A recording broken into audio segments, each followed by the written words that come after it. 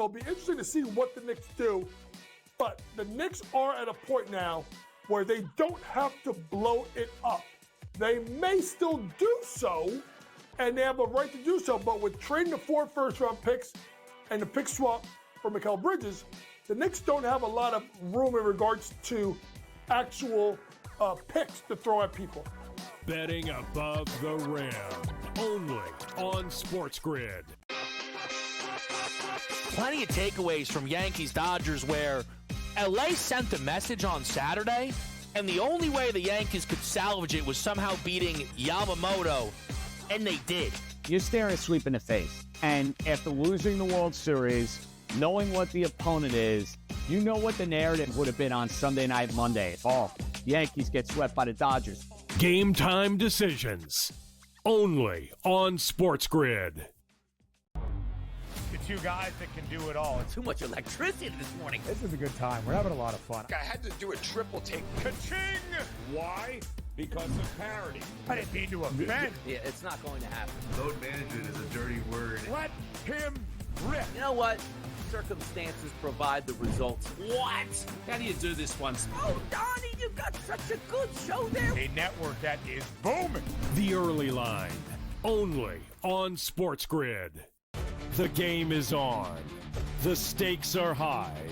But the action isn't just on the field. He's rearranging that ring.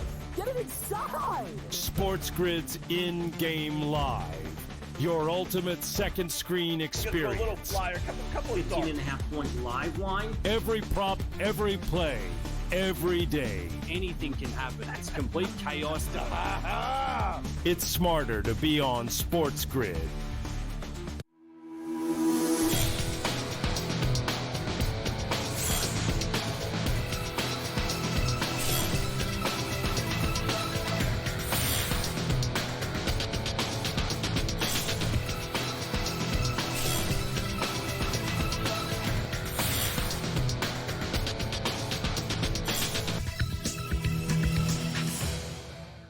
Good morning. Welcome to NewsWire here on SportsGrid. I'm Craig Mish. Plenty to get to on today's show, including a blowout in the Stanley Cup Finals. In addition, we'll preview the next game in the NBA, waiting for this series to get back to Indiana. Latest on Major League Baseball as well, and some huge sports betting news as well here on the show. Of course, NFL training camps set to open up here in about a month. Matt Lutovsky will join us from Sporting News. We'll talk some baseball on the show as well. And don't forget, the U.S. Open is getting ready to get started on the golf course. That will begin, of course, on Thursday. But first, let's begin with our top story of the day, which seems to be titled, although it's not official, FanDuel Strikes Back. How about this story this morning? FanDuel making a very big announcement that they are going to introduce a 50-cent fee on all sports bets placed by customers in Illinois starting in September 1st. Why? Well, it's in direct response to the state announcing that they are going to charge 25 cents or 50 cents per bet going to the state, depending on volume. So now FanDuel wants a piece of the pie too. Needless to say, this is a response to the state taking money. Will sports bettors still bet on FanDuel, knowing that they have to pay them directly a fee for making bets on their website? Remains to be seen. We'll see. Meanwhile, if you bet on FanDuel last night, the Florida Panthers to win, or minus a 1.5, you didn't have to sweat this one at all. The Cats are up 2-1 in the Stanley Cup Finals yesterday, a blowout, as the Panthers completely dominate Game 3 and they take a huge lead in the series, are now overwhelming favorites to win the Stanley Cup Finals. Also some fighting involved in this game as well. Some fisticuffs late involved in this one. Needless to say, it was all Florida, the defending champs, just a couple of wins away from capturing another cup. Here's head coach Paul Maurice on the blowout victory and staying consistent. Just how happy with how the team kind of navigated the ups and downs of this game? It seems like obviously kind of a roller coaster outside looking in, but your guys kind of were a straight line the whole time. It's a difficult game to assess because there are just so much special teams. Just the inflection points, good to get one at home early, get the crowd into the building. That part was very important for us. But the Sam Reinhart goal is the inflection point of the game. So a 2-1, especially based on what both teams have kind of been through in the first two. There is no lead at that point, and Sam's goal is very important for us. front right. Paul, in Sam Bennett shifts, where does that one rank in terms of the 2 huge hits and then the breakaway goal and the same thing to get the separation? Well, he's capable of that and be a physical player, incredible speed, and then the hands to finish. It's not as good as Sam Reinhart's goal last year, but it's pretty good. The Panthers extremely happy going into the next game. Not the same for Chris Knobloch, the head coach of the Edmonton Oilers, searching for answers after being blown out in the third period. Here's his assessment on the breakdown. Well, definitely third period's an unraveling. I think the game was out of hand. I don't think we would have acted or played like that had the game been a 1-goal or 2-goal game. I think our guys were just trying to, I don't know, boys being boys. I guess just trying to make investments for the next game. The first period, obviously, there 4 penalties, which is way too many. We shouldn't have those. But I kind of question some of those penalties. So, Left side, fourth row. Yeah, just Chris, kind of building off that, can you win a game like this where there's so much special teams and so much chippiness? Or are you getting kind of too far along into the way that the Panthers want to play? No, I don't think so. We got some guys maybe would love to drop the gloves a little more and get at her a little bit, but we're a big physical team. Like, we do have some skilled guys, and I don't see our skilled guys getting distracted and getting into that. The guys who like it are getting into it.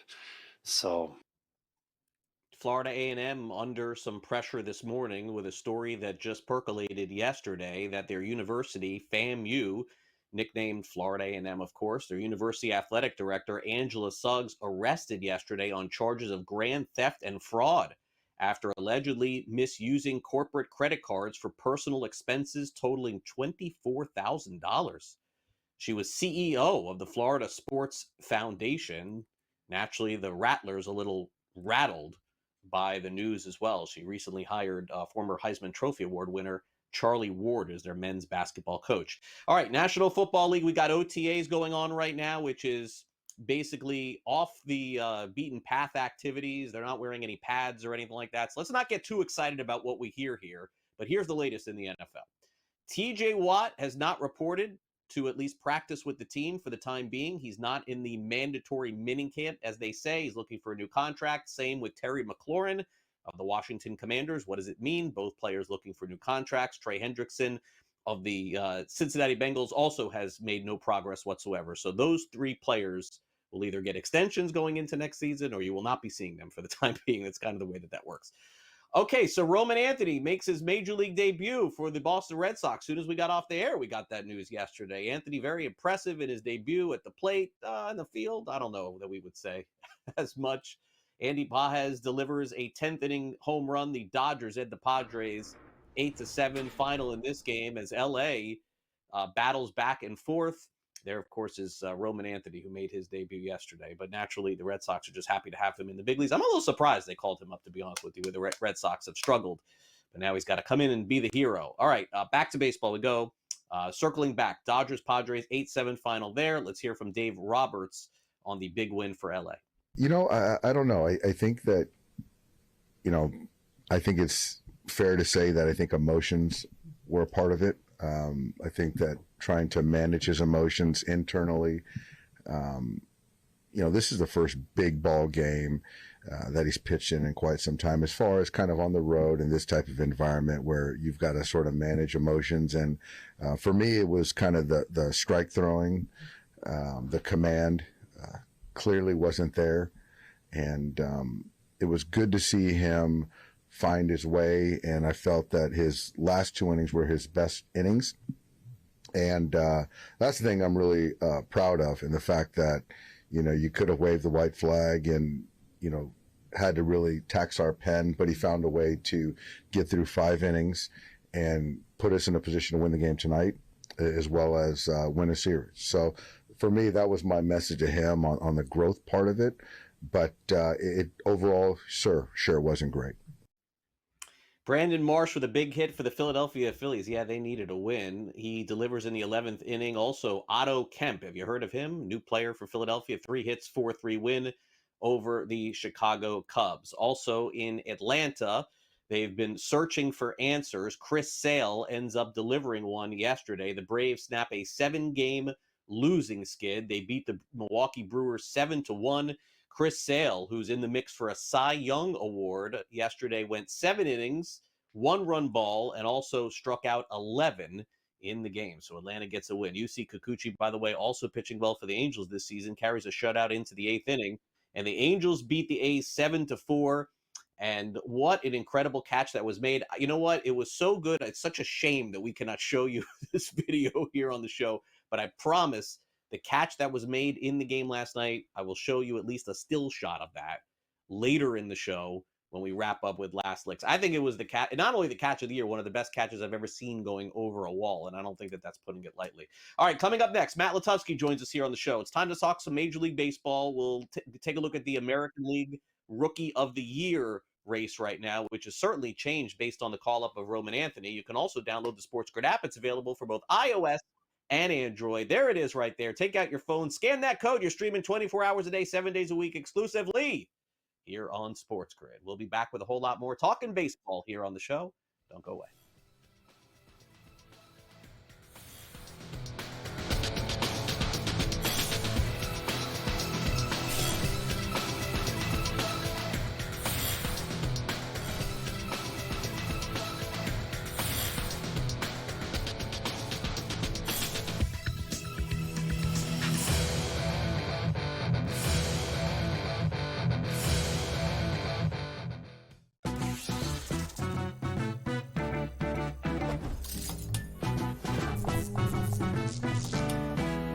Hey sports fans, here's a tip to keep in mind the next time you make your betting picks.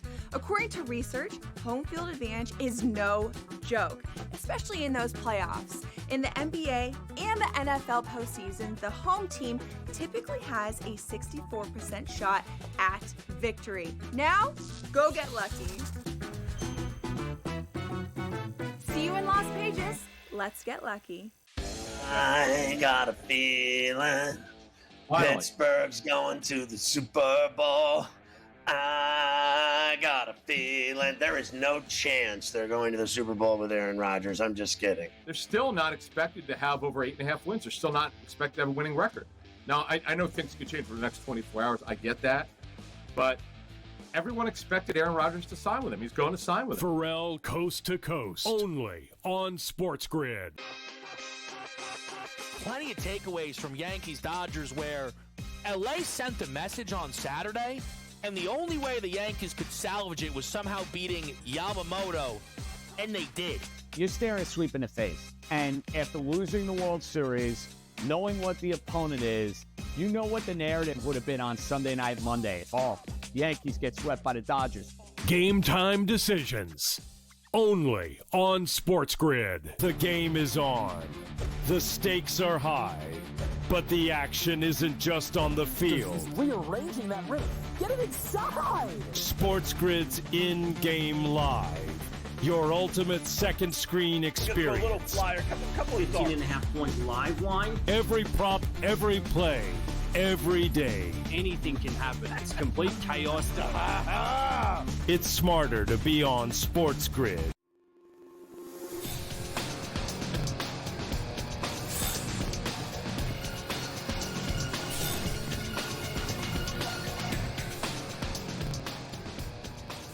Welcome back to NewsWire here on SportsGrid. The big buzz in Major League Baseball yesterday was the call-up of Red Sox top prospect Roman Anthony. This young team keeps getting younger. Let's bring in Matt Lutovsky from Sporting News. Boy, plenty of expectations here on Roman Anthony, Matt, unfairly so. I thought the Red Sox would hold off here a little bit just because, I mean, the last thing that you want to do is put this kind of pressure on one player, but here we are. I know he's going to help, but how far can one young player take a team? I mean, and by the way, Matt, we've seen so many times in the past, some players come up, they're amazing from the start. Some do nothing. Some, it like takes a year. But the FanDuel Sportsbook essentially is responding by saying he's still in the mix to win Rookie of the Year, been playing his first game in the second week of June. Kind of crazy. It's a lot of hype. There's no question about it. That well deserved. He's been great in the minors. He's, I think, going to be a great player. All that good stuff. But yeah, you're kind of asking a 21-year-old to come save a team season. You're saying he could, still win Rookie of the Year. It's a lot. It's a lot for anyone. And look, he's played one game, and it didn't go great, but it's one game. No one really cares in the grand scheme of things. But I do think it's somewhat emblematic of this idea that he's going to come up, have this huge immediate impact, be awesome, lead the Red Sox back in the race, this type of thing. It's a lot to ask. For a 21-year-old, frankly, the Red Sox have other problems. They have pitching problems. And, the offense has been okay, but the offense has injuries. He can only do so much. He can only plug so many holes. He's going to help out. He's going to get on base. He's going to hit some homers, and that's great. And it's going to make for some fun highlights. But in the grand scheme of what we're talking about for the Red Sox season and overall, I think they need some help on the mound, and they probably just need a little more consistency. That usually, this is kind of to your point, that 21-year-olds don't bring teams right when they're called up. Yeah, no, it's definitely the case. As I mentioned, FanDuel is responding here. How about 2 players called up in June, second and third, to win Rookie of the Year? Matt, I feel like the books, honestly, my opinion, just protecting themselves against crazy bets, crazy fans on these players. Because honestly, look at Jacob Wilson. I mean, look at the disparity right there on that screen, Matt, between the favorite and who is next. I mean, you don't see this very often. If you're going to have a minus 550, you probably got to go down to like 30, 40 to 1 from there. But yet Caglione at 15 to 1, Roman Anthony at 16 to 1. I mean, for me, I don't understand how you could possibly award a Rookie of the Year to a player that plays half the games as someone else, and that's where Jacob Wilson is at. Yeah, no question. I mean, he's the deserved, far and away front runner. It's obvious why. I think with those guys, they know people want to bet on them. People have been waiting for them to come up for a while, and maybe it's some level of free money, make it a little more enticing. I don't know. But yeah, I think that those guys would obviously have to do something very, very special to overtake Wilson at this point, and they're capable of it in the sense that we know they're very good players. We've seen it in the minors, but highly unlikely at this point. And it's one of those races where you just look at it and say that there's no real value here unless you just want to throw a few bucks down on a long shot. Boston Red Sox, by the way, win total set at 79.5 now, 3 to 1 to make the playoffs. Win the AL East seems to be a little bit of a long shot, and to win the AL just as much. So I'm going to skip over that.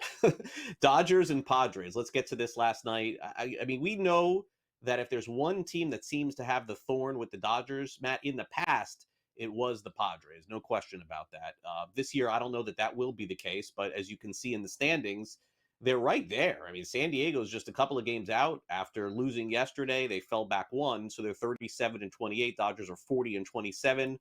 Boy, the Giants keep proving everybody wrong, huh? 38-28, including me. They keep winning. Unfortunately for Arizona, a lot of injuries seem to be falling back.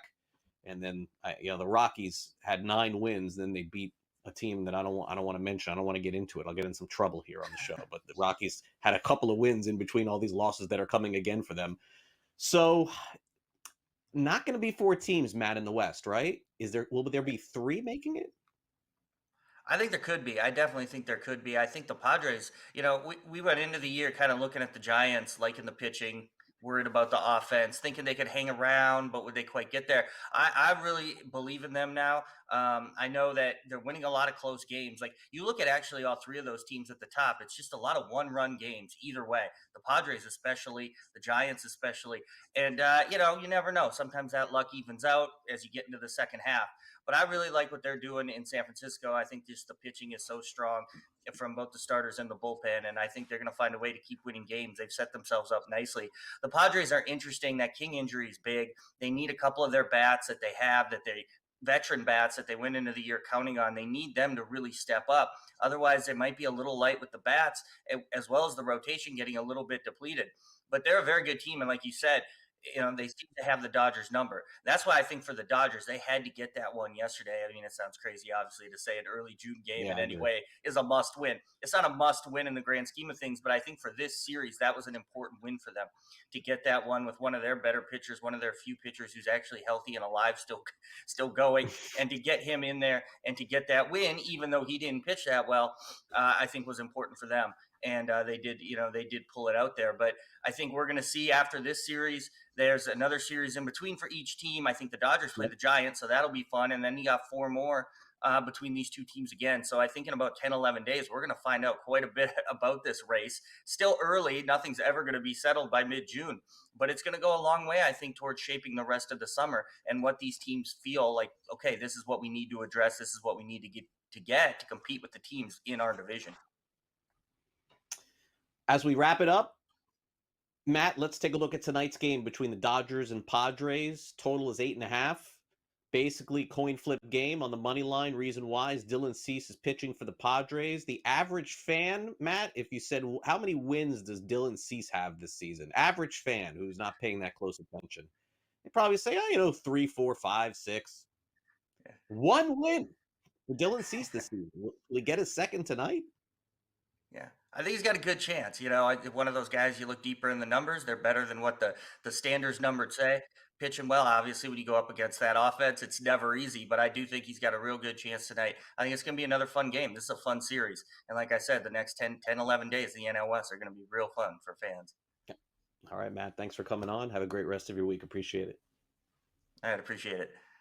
All right, up next, Joe Madden joins us to talk some hockey. Is she ready to flip back to where she should have flipped at the beginning of the series? See if we can convince her next.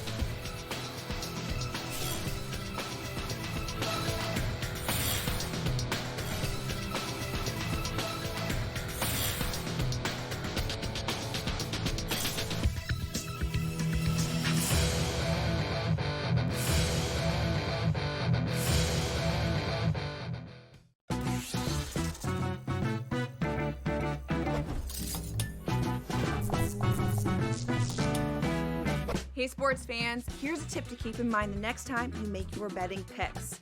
According to research, home field advantage is no joke, especially in those playoffs. In the NBA and the NFL postseason, the home team typically has a 64% shot at victory. Now, go get lucky.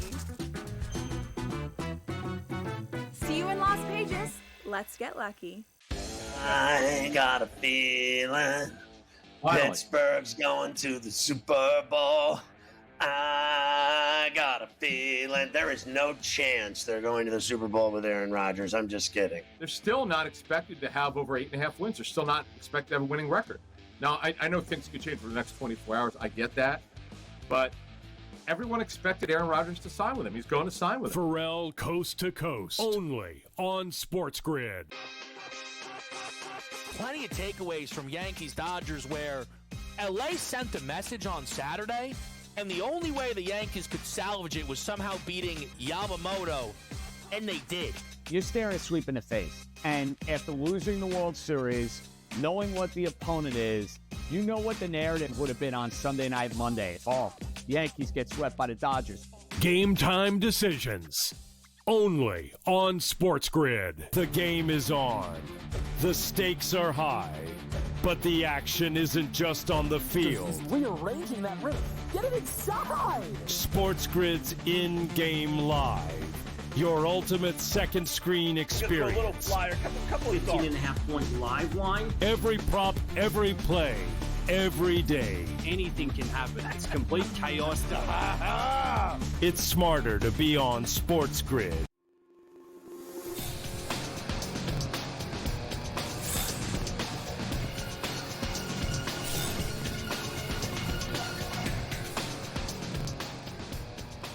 Welcome back to NewsWire here on SportsGrid. Game 2 of the Stanley Cup Finals. All Florida Panthers as they dominate. And now the question is that it? Can they win 2 more and win back-to-back championships? Let's bring in Joe Madden to discuss. We gave Joe the opportunity to take the Panthers before the series began. She declined and took the Edmonton Oilers. This is your last chance, Joe. This is it. They're minus 260. I still can't even recommend betting it at this point because you have to risk 260 to win 100. So here's your shot, Joe. I'm going to give you the minus 260. You got to parlay it with something else, anything else. You can pick it between now and the time the next game begins. Do you want to flip and take the Panthers the rest of the way? No, I don't, because I do think we'll get a better price at some point. I think Edmonton is going to be able to do something in game 4. They have to make a lot of adjustments coming into game 4, but we're looking at that. They don't hit the ice until Thursday. And while the Florida Panthers played an elite game last night, we were expecting some ebbs and flows in the Stanley Cup Finals. And while a lot of people are saying Edmonton's dead, if they can make some adjustments, I do think they can pick up another win. And at which point, then I probably will get the Florida Panthers at a better price than minus 260. So what do you think happened last night, in your opinion? Because every game that Edmonton has played Florida, essentially, dating back to when they played last year, I know what the results were. Panthers were up 3-0. Edmonton won 3 games, and then it was game 7. But, Joe, the common denominator in the games, first 2 games overtime and mostly close games. A blowout? I did not expect that. Yeah, it was hard to watch for anyone cheering for the Edmonton Oilers last night, watching that blowout. But you look at the physicality and the ability to get those strong forechecks by the Florida Panthers last night and the undisciplined play by the Edmonton Oilers. They took penalty after penalty. They were able to convert on one of their opportunities, and Florida converted on all 3. You also look at the neutral zone and how strong the Florida Panthers are at controlling that neutral zone. They have to go through layers of players, and I do think there was a big shift in play when Connor McDavid took a hit by Ekblad out there. He laid him out completely on the ice, and we saw him go back to the dressing room for a moment, and we saw him not be able to get that space out there. You also saw the lack of connection between Leon Draisaitl and Connor McDavid out there on the ice as well last night. So very off night for the Edmonton Oilers. I don't expect them to look like that again in game 4. Like you said, we normally see these being 1 goal, really tight games. We saw that in game 2 with the double overtime and overtime in the first game. And I do expect in game 4, we get that tighter game for sure. Now, the Conn Smythe odds have changed significantly, as you brought to our attention here on the show. With Sam Bennett's performance, he's moved to plus 180 after last night. Connor McDavid pretty steady at plus 240. And then I don't think Bob's going to win this one. It doesn't appear to me. He's been okay, but he hasn't been as dominant as he was in the last Cup. Marchand 4-1. Do you agree with that switch that FanDuel's made? Yeah, I do. You look at Sam Bennett with the goal last night. He does now have 14 goals in the playoffs thus far, 4 goals already in this series. And then you look at it, it's just not the goal scoring. His ability to lay out those hits, 6 big hits out of him last night. So at plus 180, I wish he had made my radar before. We knew how strong he was playing, but I just didn't expect him to be able to play at this level here versus Edmonton. And he has been able to. Now, Bobrovsky dropping down to plus 550. I do agree with that move. We've seen Skinner just completely fall off the list after getting yanked last night, and Calvin Pickard going in, which I did think was the right move. Give him the rest. That game was out of hand for the Edmonton Oilers. So I love where the odds are moving. You can't not look at Brad Marchand, though. He was able to get the overtime winner in game number 2 in that double overtime, and then he opened up the scoring last night. He is absolutely all over the ice on that second power play unit, and he's been so impactful. So I do think if Florida is able to hoist the cup this year, which my heart would love to see, Sam Bennett and Brad Marchand, definitely the playmakers you want to look at for the Conn Smythe, because I think if Edmonton loses this year, Connor McDavid, he won't be hoisting it. Definitely not. Before we go, Joe, one quick note aside from this series is I noticed the Dallas Stars fired their head coach after going to the West Finals 3 years in a row. What do you make of that? I mean, you're more educated on this than I am. It was shocking to me just in sports in general. When you get to a final, you pretty much have some carte blanche, at least for a few years, but Dallas made a switch. Yeah, and they had to. It was either him or it was Jake Ottinger out there. So making that switch was pivotal for this team because, yes, they keep making it, but they were not able to get past the hump. So I do think a change was needed there. All right, Joe. Great to see you again. We'll see you again soon. Thank you. We'll be right back with Dexter Henry. Don't go away.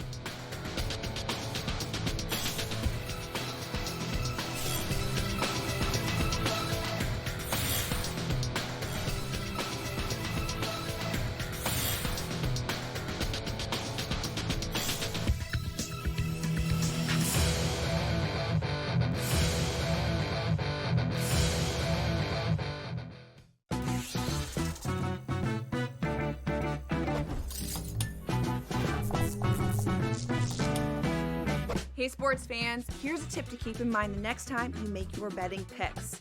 According to research, home field advantage is no joke, especially in those playoffs. In the NBA and the NFL postseason, the home team typically has a 64% shot at victory. Now, go get lucky. See you in Las Vegas. Let's get lucky. I got a feeling Pittsburgh's going to the Super Bowl. I got a feeling there is no chance they're going to the Super Bowl with Aaron Rodgers. I'm just kidding. They're still not expected to have over 8.5 wins. They're still not expected to have a winning record. Now, I know things could change for the next 24 hours. I get that. But everyone expected Aaron Rodgers to sign with him. He's going to sign with him. Pharrell Coast to Coast. Only on SportsGrid. Plenty of takeaways from Yankees-Dodgers where LA sent a message on Saturday, and the only way the Yankees could salvage it was somehow beating Yamamoto, and they did. You're staring a sweep in the face. And after losing the World Series, knowing what the opponent is, you know what the narrative would have been on Sunday Night Monday. Oh, Yankees get swept by the Dodgers. Game time decisions. Only on SportsGrid. The game is on. The stakes are high.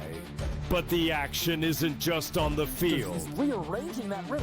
Get it inside! SportsGrid's in-game live. Your ultimate second screen experience. Just a little flyer, couple of 18.5 point live line. Every prop, every play, every day. Anything can happen. That's complete chaos. It's smarter to be on SportsGrid.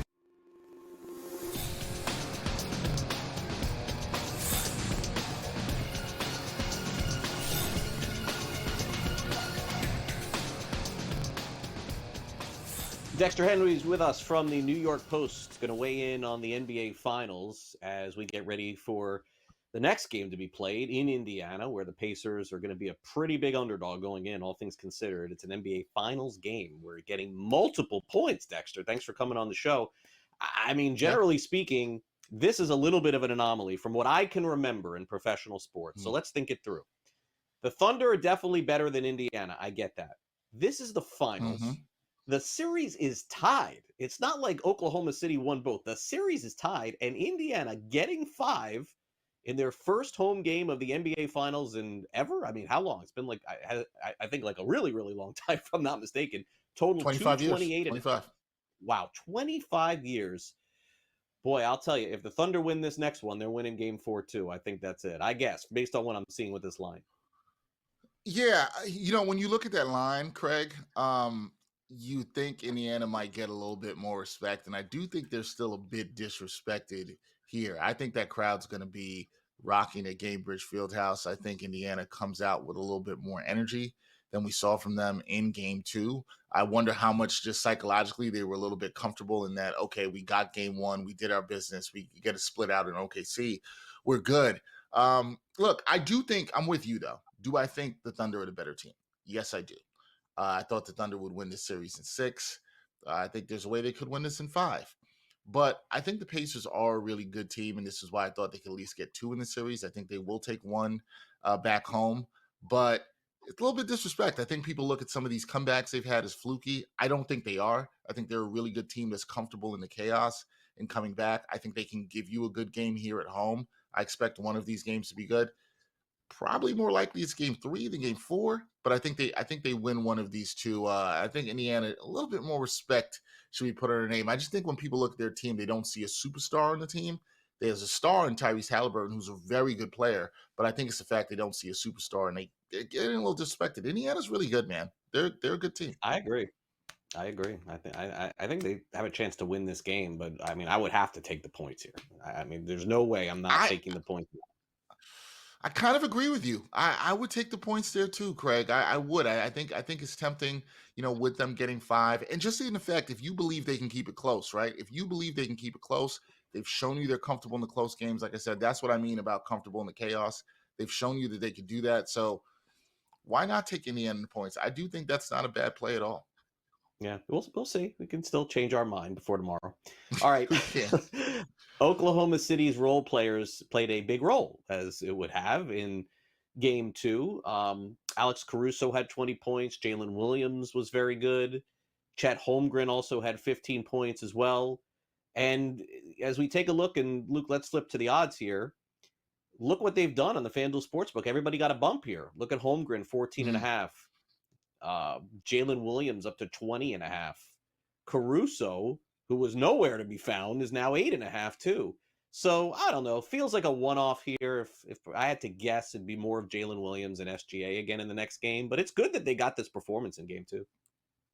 Oh yeah, it was huge. It was huge, especially from Chet Holmgren.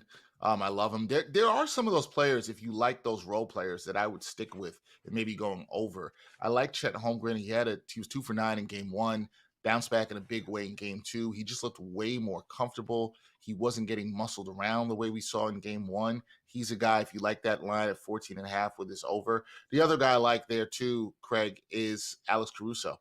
8.5 in terms of his points for over. Alex Caruso is just a solid player.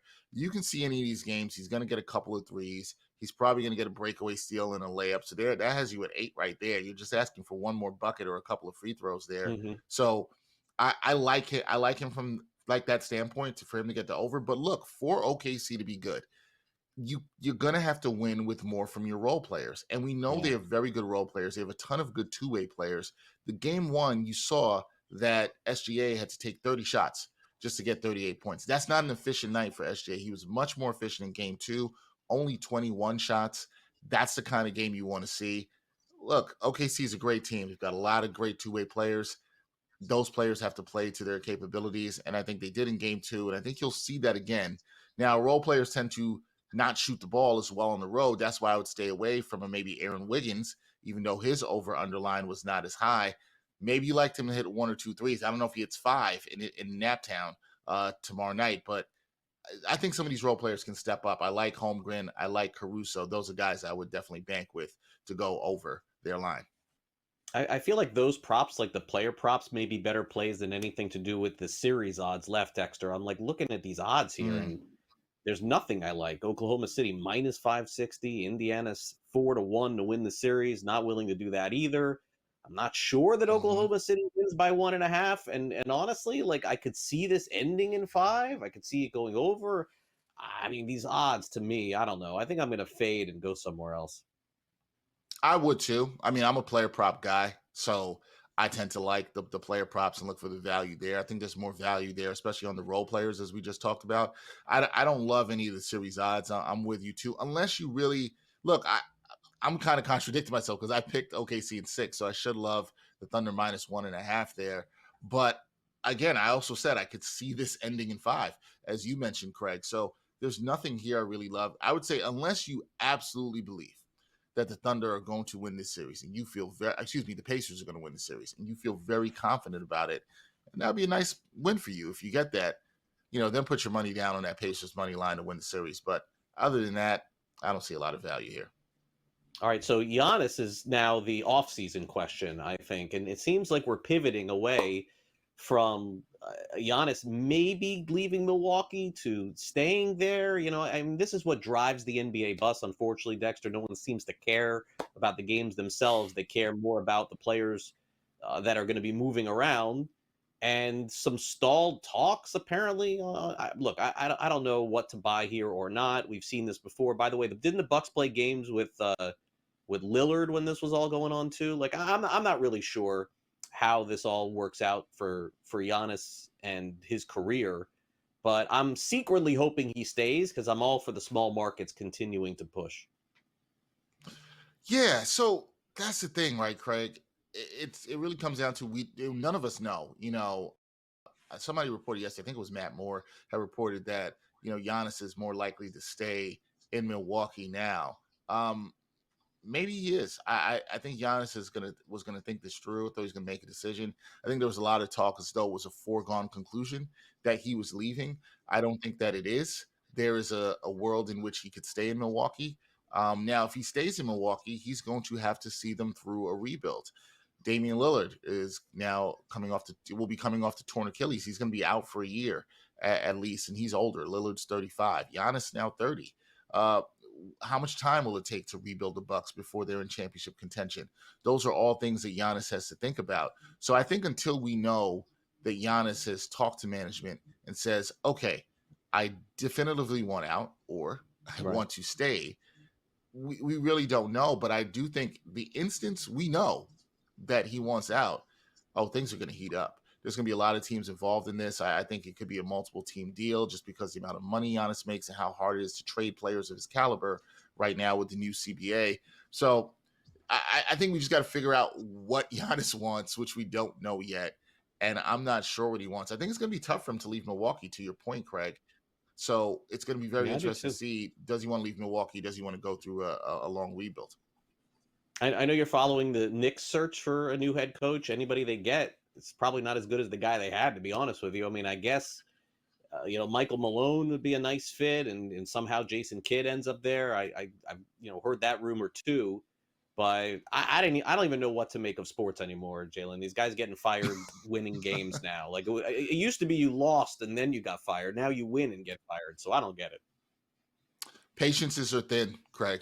That's what it comes down. Patiences are thin with these front offices, and I think sometimes when they see a window to win, as the Knicks may see right now, they're looking to try to capitalize on that quick, and I think that's why Tom Thibodeau came out. What I'll say real quickly is they have to nail this on the next gut candidate. They have to get the right guy, and we'll see if they can. Thanks, Dexter, for coming on. Appreciate it. Anytime, my friend. Thank you. We'll check in on the Kansas City Royals with Jaylon Thompson next.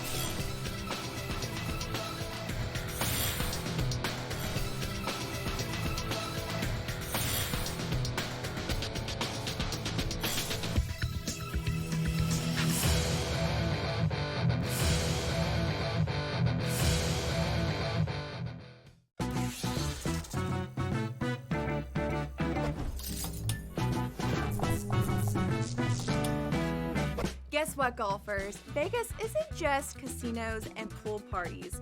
In fact, there are 50 golf courses within a 15-mile radius of the Strip, all boasting beautiful desert oasis landscapes. So, if you're looking for a break from the action, consider hitting the links. See you in Las Vegas. Let's get lucky. No one is going to pick Indiana. No one's going to pick Indiana to make it close, honestly. Like, you could get tremendous odds if you pick OKC in 7. I think that taking the series over 5.5 games, the last 2 NBA Finals series ended in 5. I think this one goes 6. I think the Thunder will get the job done, but I think the Pacers are just too strong of a team and too talented of a team and too deep of a team to lose in 5 or fewer games. NewsWire, only on SportsGrid. We're going to go through every single thing, and I've got a great team behind me that's going to help me get the job done. I want this to be the place that people come to. There is going to be an energy to game time decisions that you will feel night in and night out. We are going to hit every single one of those markets that you need to know about. We will have everything at our disposal, and we will use that to our advantage. There is not going to be a better place, I promise you, than Game Time Decisions. I'm Kevin Walsh. Tune in to Game Time Decisions weekdays on SportsGrid.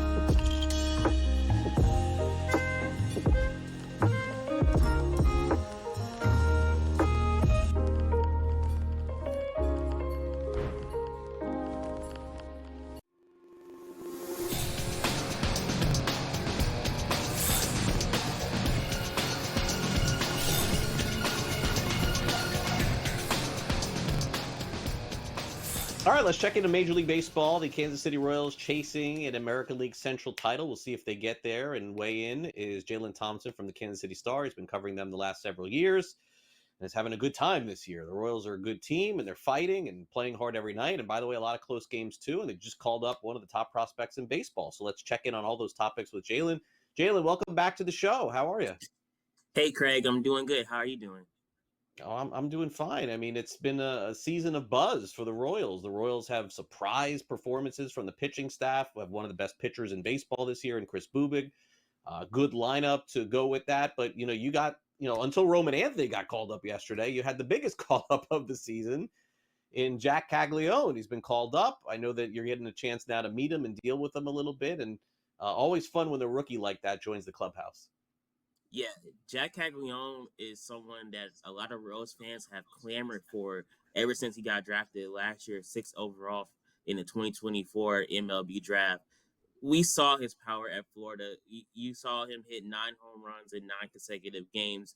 You've seen him be a dominant pitcher off the mound. But the Kansas City Royals, they knew that his bat was going to play from day one, so they decided to allow him to just focus on being a hitter right now, and that allowed him to skyrocket throughout the entire minor league system. When you look at his size, it really stands out. He's massive, 6'5", 250 pounds, and he has everything that you want in a superstar player. He has the size, the profile. He has the ability to really take over the game once he gets his feet securely planted with the Royals. The one thing that I think really stands out about him, though, from just watching him these last 6 games, is he's going to be aggressive at the plate. He's going to take a lot of swings, and a pitcher's going to challenge him. He's going to challenge him right back with that bat that he has in his hand. So I think that will be really good for the Royals moving forward, having a run producer in the middle of the lineup. I would agree. Let's take a look at that lineup as it stands right now, led by Bobby Witt, who, certainly is not having the year that he had last year, but doing enough to get by. 8 home runs, 37 runs driven in, 841 OPS. Jonathan India, offseason acquisition, is leading off. Michael Garcia, Vinny P, Salvador Perez back for another run at this.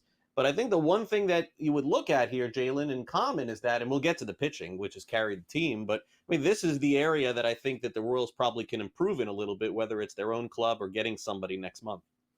Yeah, you look at what they did when they brought Jack Caglione up.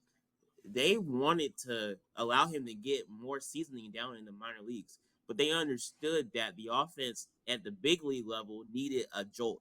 They needed someone to come in and really stabilize things in the middle of that lineup. Because when they played the Detroit Tigers, they scored 2 runs in their last 18 innings on their last homestand before they came out to St. Louis. And that kind of swung the pendulum a little bit for them to say, you know what, we need Jack Caglione up here. And that's what they did last Tuesday, and that's why he debuted against the Cardinals at Busch Stadium. And on that day, they changed the lineup. They moved Michael Garcia to the number 3 spot. They dropped Vinny Pasquantino down the floor, put Salvador Perez at 5, and then they had Jack Caglione at 6.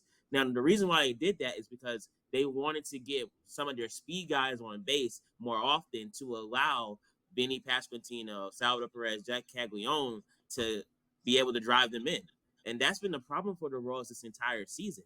They have struggled with runners in scoring position, which is the difference from them in 2024 for 2025, because in 2024, they were one of the best teams in baseball at doing that.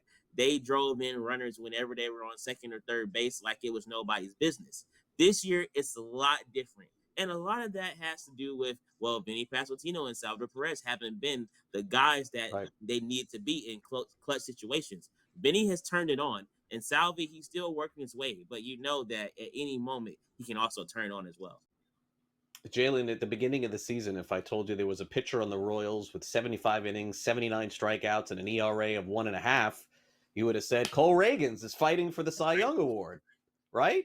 But it turned out to be Chris Bubic. This is, I think Tyler Mahley's right there with him as biggest surprises of the season. But Bubic, to me, is right up there. It's sort of stunning that he's now like fronting the rotation. We know Seth Lugo is good, and Reagans, when he's healthy and right, he is good. Waka's been a nice surprise too, but hard. It doesn't get a lot of swings and misses there. But why this huge jump for Bubic this season out of nowhere?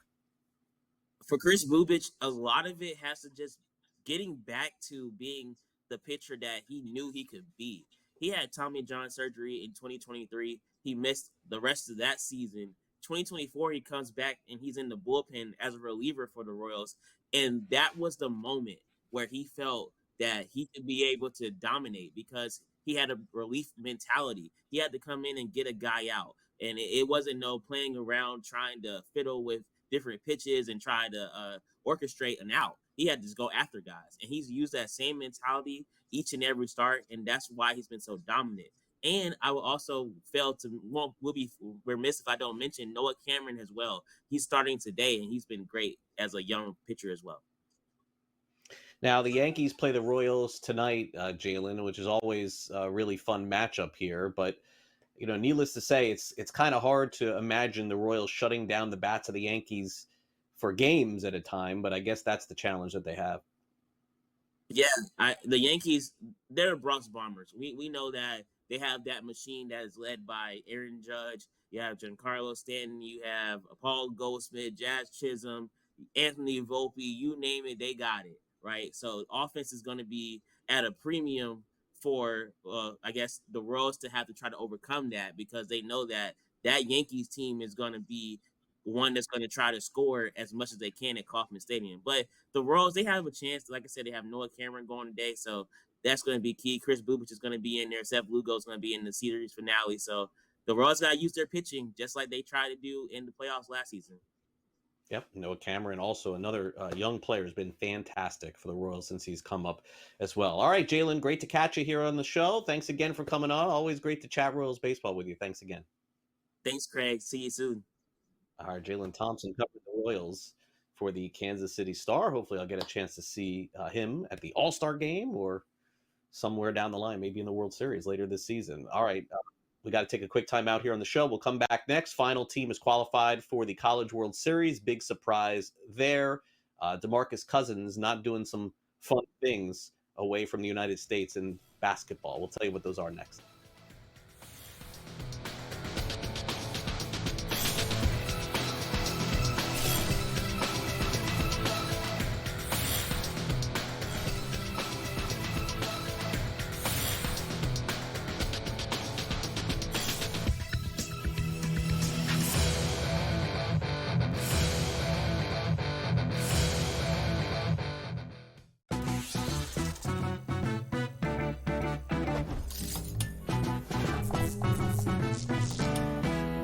Guess what, golfers? Vegas isn't just casinos and pool parties.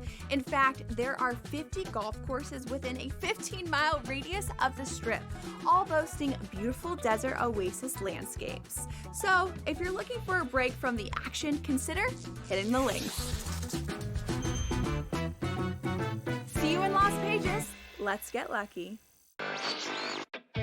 No one is going to pick Indiana. No one's going to pick Indiana to make it close, honestly. Like, you could get tremendous odds if you pick OKC in 7. I think that taking the series over 5.5 games, the last 2 NBA Finals series ended in 5. I think this one goes 6. I think the Thunder will get the job done, but I think the Pacers are just too strong of a team and too talented of a team and too deep of a team to lose in 5 or fewer games. NewsWire, only on SportsGrid. We're going to go through every single thing, and I've got a great team behind me that's going to help me get the job done. I want this to be the place that people come to. There is going to be an energy to game time decisions that you will feel night in and night out. We are going to hit every single one of those markets that you need to know about. We will have everything at our disposal, and we will use that to our advantage. There is not going to be a better place, I promise you, than Game Time Decisions. I'm Kevin Walsh. Tune in to Game Time Decisions weekdays on SportsGrid.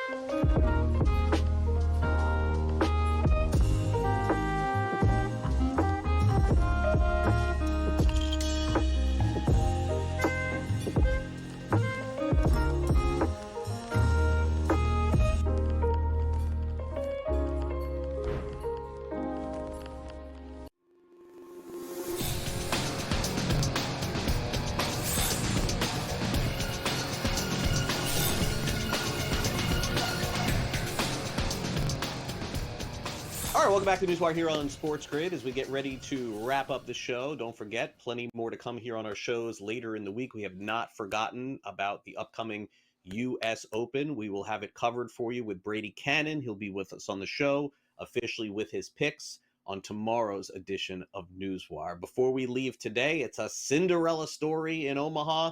Not so much overseas for DeMarcus Cousins and the catch of the year in Major League Baseball. It's time now for Last Licks.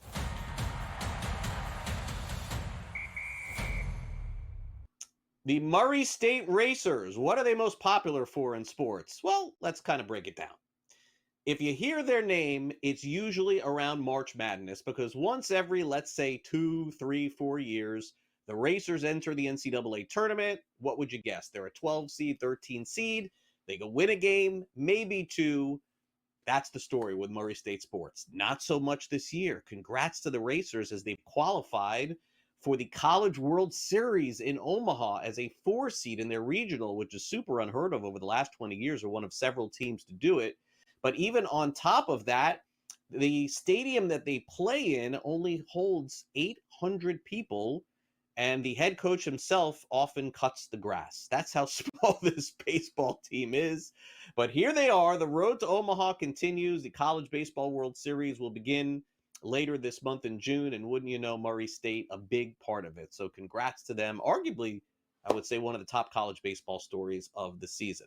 All right, now let's move on to a former NBA player that's currently playing overseas, and we can only show, like little clips here, even if that. But DeMarcus Cousins, when was the last time you heard his name? Was it playing with the Sacramento Kings like 5 years ago, or the Lakers like 4 years ago? I don't even know. It's a long time ago. But DeMarcus Cousins is now currently playing overseas and not having a good time. A lot of social media video posted yesterday of not only Cousins arguing and going after a fan that was sitting on the sidelines. By the way, the fan was not being cool either. I want to say this. You see the video, see the fan like egging him on, but Cousins then like goes to pull off his jersey or something during the game. Very odd. And then after the game, because of that skirmish, he's walking off the court and people are throwing pizza and drinks at him as he's walking out. How does he respond? Naturally, he wants to go at the fans and fight them, go into the stands. Now, I would say this. Fans are difficult. Definitely different things happen overseas than they happen here in the States. Something like this happens in the States. The fans are not allowed to have tickets anymore and not allowed to go to the games. But I'm curious how Cousins is going to respond for this. He hasn't posted anything on social media, on Instagram or Twitter or anywhere else, but not having the best time with fans, I would say, overseas, to say the least. Okay, so now finally, let's get to the Sacramento A's, who are playing horrendous baseball, but they did get the catch of the year in Major League Baseball. Honestly, this is one of the catches of the decade, if not ever. Denzel Clark goes back to the wall against the Angels in Los Angeles. A player named Nolan Shanuel, may have never heard of him, hits a deep shot, goes over the fence, and then Clark is there not only to catch it, but to go over the fence in the outfield and bring it back in. And by the way, sometimes you see home runs, the guy has his glove up in the air and he catches it. That's true. But this guy, in that shot that you see there on your screen, literally went over the fence and brought it back in. Highly recommend catching this video if you can on social media, YouTube, or somewhere else. In fact, Torrey Hunter, Gold Glove outfielder who had did this many times with the Minnesota Twins, commented that it was the best catch of the year and one of the best catches that he's ever seen. And Torrey Hunter knows ball, right? Torrey Hunter, you may remember him flying over the wall in Fenway Park off the bat of David Ortiz. Didn't catch that one. All right, that'll do it for the show today. Smiley Kaufman has a preview of the U.S. Open, and that's coming up next here in about 2 minutes. Following Smiley at 12, we've got plenty of baseball going on today. The Dodgers take on the Padres. That's the premier game tonight in Major League Baseball, so you can catch that game as well. As you see there, coin flip game, -108 on both sides. I'm sure Gabe will have some fun things to talk about tonight on Sports Rage with the Dodgers. His show is later tonight, but Scott Farrell is at 3 o'clock Eastern today, so make sure you catch him. That's followed by Front Office Sports at 6 to 6:30. Game time decisions following that, in-game live. And then we got Gabe tonight, so stay with it here on the grid. We got tons of coverage of the NHL, the NBA, and Major League Baseball as well. Thanks to Jaylon Thompson for coming on the show, talking some Royals baseball with us. In addition, thanks to Matt Lutovsky and Joe Madden. Those were our guests on our program today. Our director has been Luke, and our producer is Frank, and I'm Craig Mish. I wish you a great rest of your Tuesday here on SportsGrid. Oh, have a good time, Luke. Luke's leaving. He's going on vacation. By the way, I have a vacation coming up in a couple of weeks. I don't want to talk about how long I'm going to be out. It's a long one for me. But I'll be here all of this week and next week, too. See you tomorrow here on TV.